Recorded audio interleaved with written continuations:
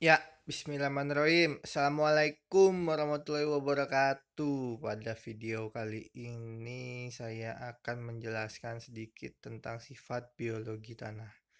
Oke, untuk materi ini saya gabung-gabung materinya dari internet, dari buku-buku. Nah, sehingga jadilah suatu bahan materi yang saya punya. Oke, sifat biologi tanah. Apa sih? Kan kemarin kita sudah mempelajari tentang sifat kimia dan sifat fisika tanah. Nah, yang berhubungan sifat biologi pasti berhubungan dengan makhluk hidup, guys. Oke, kira-kira definisi dari sifat biologi tanah itu apa sih, guys?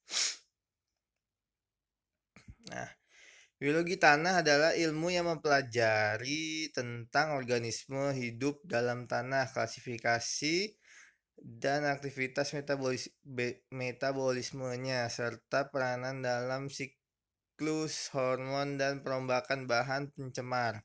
Nah, tanah sebagai tempat kehidupan berbagai jasad makro dan mikro.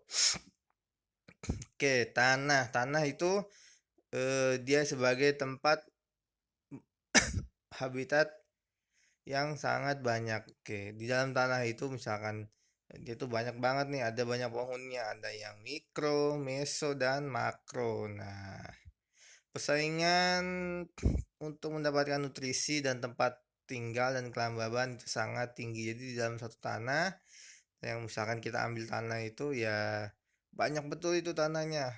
Mungkin yang kelihatan makhluk yang paling besar mungkin cacing, ya kan itu sudah besar tuh cacing tuh. Yang kecil-kecil nggak kita bisa lihat tuh. Nah, apa aja sih yang kecil-kecil? Ayo guys, kita jalan. Oke. Jasad hidup tanah dalam struktur ekosistem. Ada produsen, ada konsumen, dan perombak. Nah, mikrobia dan mikrobia dan tanah. Tanah yang mengandung bahan organik bahan mineral yang mengandung kehidupan itu pasti karakteristiknya tergantung pada iklim dan ketersediaan air dan kehidupan biologinya. Ya pastilah karakteristik tanah pasti berhubungan sama iklim. Nah, kalau misalkan iklimnya panas, ya kan, nah, hewan-hewan yang ada di dalam tanah mesti ya kalau misalkan masuk ke tanah mesti tanahnya juga akan panas, mesti akan mengganggu. Tapi kalau misalkan iklimnya sejuk, nah di dalamnya juga tanah juga akan sejuk, hewan-hewannya juga pasti akan. Nah, ketersediaan air bagaimana? Nah, kalau misalkan dia kering, kering banget. Makhluk hidup yang kecil-kecil itu pasti juga butuh air. Nah, pasti dia kalau tanahnya kering ya mikroorganisme yang ada di dalam tanah itu pasti juga jumlahnya akan sedikit. Tapi kalau misalkan dia basah banget, nggak bagus juga kan, lembab. Dia juga butuh oksigen. Nah, jadi yang bagus adalah yang sedang-sedang saja, yang lembab. Jadi nggak terlalu becek, nggak terlalu kering kerontang. Ya, kalau misalkan terlalu becek, banyak air di dalamnya menyebabkan mungkin di dalam tanah itu tergenang. Nah, oksigen tidak bisa lewat, mikroorganisme juga tidak bisa hidup.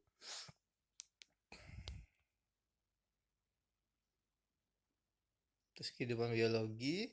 Nah, ini peranan mikrobia dalam bentuk tanah agregat. Nah, ini kalau misalkan pasir, debu, dan lempung saling berkaitan karena menjadi bahan organik dan bahan organik yang terendap serta mikrobia di dalam. Nah, ini yang apa namanya? Ini yang warna coklat nih akar, ya kan? Nah, akar ini dia pasti akan mengikat di dalam tanah. Jadi kalau misalkan tanahnya bentuknya tanah itu kan ada lempung, terus apa lagi? Debu sama pasir, ya kan? Nah, kalau misalkan tanah itu hanya terdiri dari satu bagian, misalkan pasir aja, ya kan?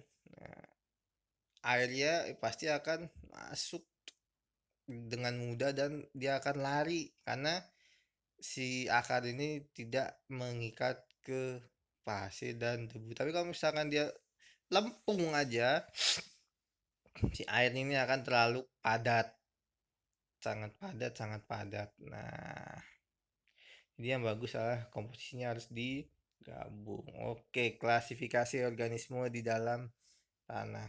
Jadi, yang tadi ini ada mikroflora, makroflora, fauna, mesofauna, dan makro. Jadi mikro itu yang paling kecil, meso yang tengah, dan makro yang besar. Nah, ini ukurannya.